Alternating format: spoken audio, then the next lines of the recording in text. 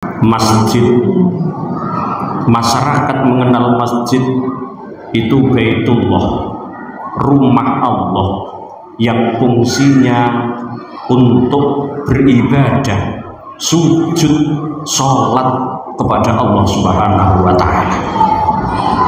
Lain daripada itu, masjid juga banyak fungsinya untuk kemaslahatan umat, untuk kemaslahatan masyarakat.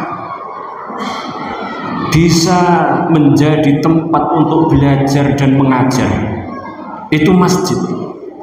Untuk mengaji, itu masjid. Bahkan secara luas, masjid juga difungsikan tadi untuk kemaslahatan masyarakat yang ada di sekitar masjid. Kegiatan-kegiatan keagamaan bisa dilakukan dalam masjid.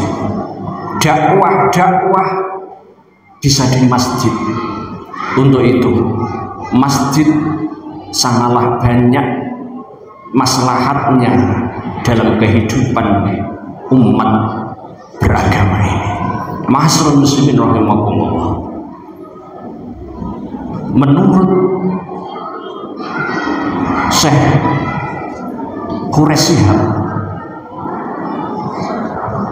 masjid dari kata sajadah, sujud.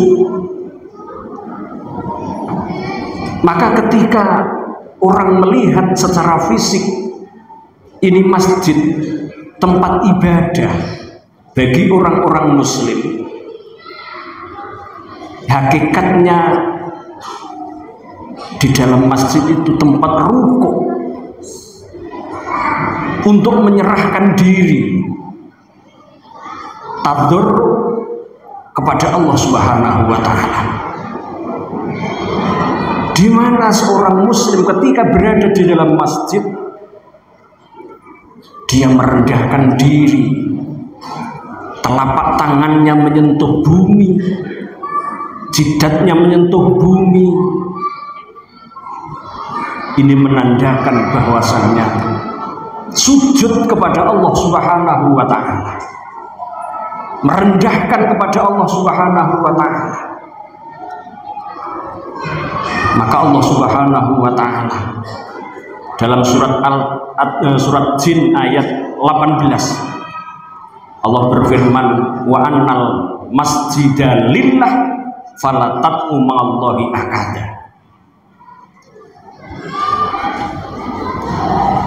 Masjid itu punyaan Allah. Maka jangan kamu sampai meninggalkan ketika di masjid tidak ada hubungan dengan Allah Subhanahu wa Ta'ala. Artinya, ketika kita berada dalam masjid, jangan sampai kita semuanya lupa dengan Allah Subhanahu wa Ta'ala. Ketika kita ada kegiatan di masjid, tetap kita sambung, hadir, hudur kepada Allah Subhanahu wa Ta'ala, apapun kegiatan aktivitas kita di dalam masjid. Ini yang diharapkan.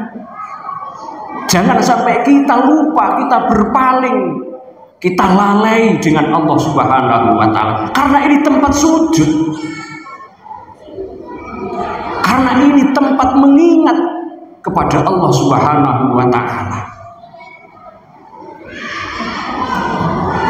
Kalau kita sampai meninggalkan, melupakan bahkan, maka kehinaan akan menghampiri kita. Ma'asyiral muslimin rahimakumullah. Rasulullah juga mengatakan, Allah menciptakan bumi bagi saya dan umatku. Di mana saja itu masjid-masjid dibangun, itulah tempat yang suci bagi diriku dan bagi umatku. Untuk itu, fadilah daripada masjid, fungsi daripada masjid kita kembalikan lagi. Ini tempat sarana untuk sujud kita kepada Allah Subhanahu wa Ta'ala. Fungsi lain bisa digunakan untuk kemaslahatan umat. Apapun kegiatannya, kalau membawa maslahat kepada umat, maka bisa dilakukan di masjid. Tapi kegiatan-kegiatan yang bisa menghalang-halangi kita, bahkan melupakan kita dengan Allah Subhanahu wa Ta'ala, jangan sampai terjadi di dalam masjid ini. Karena ini tempat suci, tempat ritual kita, tempat munajat kita kepada Allah Subhanahu wa Ta'ala.